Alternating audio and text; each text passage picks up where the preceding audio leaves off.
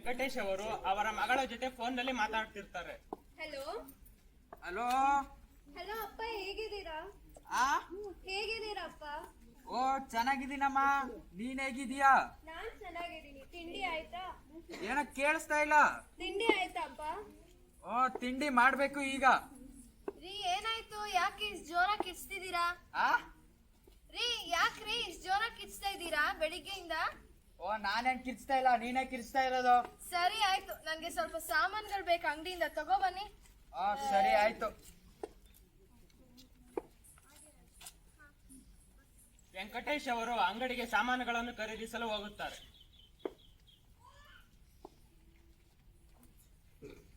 ಏನ್ ಬೇಕು ಅಣ್ಣ?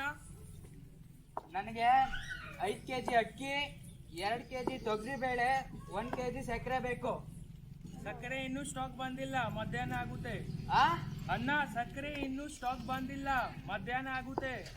ಓ ಸರಿ ಆಯ್ತು, ಆಮೇಲೆ ಬರ್ತೀನಿ.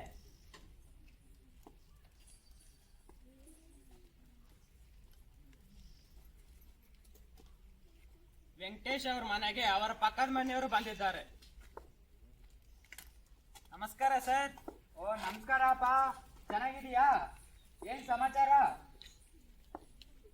ಇವ್ರು ಹಿಂಗೆಪ್ಪ ಜೋರಾಗಿ ಕೂಕೊಂಡಿರ್ತಾರೆ, ಸರಿಯಾಗಿ ಕೇಳಿಸ್ತಾ ಇಲ್ಲ ಯಾಕೋ. ಹ್ಞೂ ಅಕ್ಕ, ಇವತ್ತು ನಾನು ಒಂದು ರ್ಯಾಲಿ ನೋಡಿದ್ದೆ. ಅದರಲ್ಲಿ ಅವರು ಕೊಟ್ಟಿರೋದು ಪಂಪ್ಲೆಟ್ ಅಲ್ಲಿ ಆರ್ ಜಾಲಪ್ಪ ಹಾಸ್ಪಿಟಲ್ ಅಲ್ಲಿ ಕಿವಿ ಚೆಕಪ್ ಇದೆ ಅಂತ ಇನ್ಫಾರ್ಮೇಶನ್ ಇದೆ. ನೀವು ಸಾರ್ನ ಕರ್ಕೊಂಡೋಗಿ ತೋರಿಸಿ. ಸರಿಪಾ.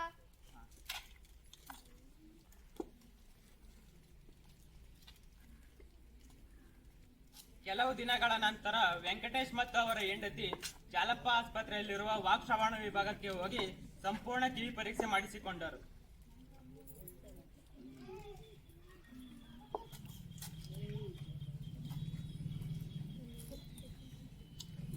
ನಂತರ ಅವರ ತೊಂದರೆಗೆ ಮಿಷಿನ್ ಹಾಕಿಸಿಕೊಂಡ್ರು.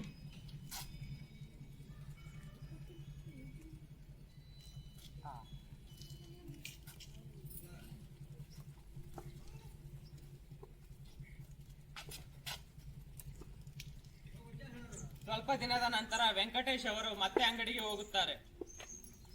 ಏನನ್ನ ಹೇಗಿದ್ದೀರಾ? ಓ ಚೆನ್ನಾಗಿದ್ದೀನಪ್ಪ. ಈಗ ನೀನೇನ್ ಜೋರಾಗಿ ಮಾತಾಡೋ ಅವಶ್ಯಕತೆ ಇಲ್ಲ, ನನಗೆ ಕಿವಿ ಚೆನ್ನಾಗಿ ಕೇಳಿಸುತ್ತೆ. ಈಗ ಮಿಷಿನ್ ಹಾಕ್ಸ್ಕೊಂಡಿದ್ದೀನಿ. ಓ ಚೆನ್ನಾಗಿ ಕೇಳಿಸ್ಕೋತೀರಾ?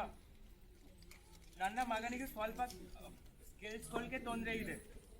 ಓ ನಾನು ಆರ್ ಜಾಲಪ್ಪ ಆಸ್ಪತ್ರೆಯಲ್ಲಿ ಮಿಷಿನ್ ಹಾಕ್ಸ್ಕೊಂಡೆ. ಅಲ್ಲಿ ತುಂಬಾ ಚೆನ್ನಾಗಿ ನೋಡ್ತಾರೆ.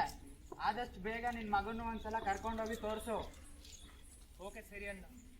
ವಯಸ್ಸಾದ್ಮೇಲೆ ಕಿವಿ ಕೇಳಿಸದೇ ಇರೋದು ಸಹಜ. ಇದು ಒಳ ಕಿವಿ ತೊಂದರೆ ಆಗಿರೋದ್ರಿಂದ ಮಿಷಿನ್ ಹಾಕಿಸ್ಕೋಬೇಕಾಗುತ್ತೆ.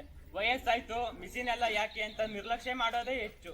ಅವಶ್ಯಕತೆ ಇದ್ದವ್ರಿಗೆ ಮಿಷಿನ್ ಹಾಕಿಸ್ಕೊಂಡ್ರೆ ಅವರ ಜೀವನದ ಸುರಕ್ಷತೆ ಮತ್ತು ಗುಣಮಟ್ಟವನ್ನು ಕಾಪಾಡಲು ಸಹಾಯ ಮಾಡುತ್ತದೆ.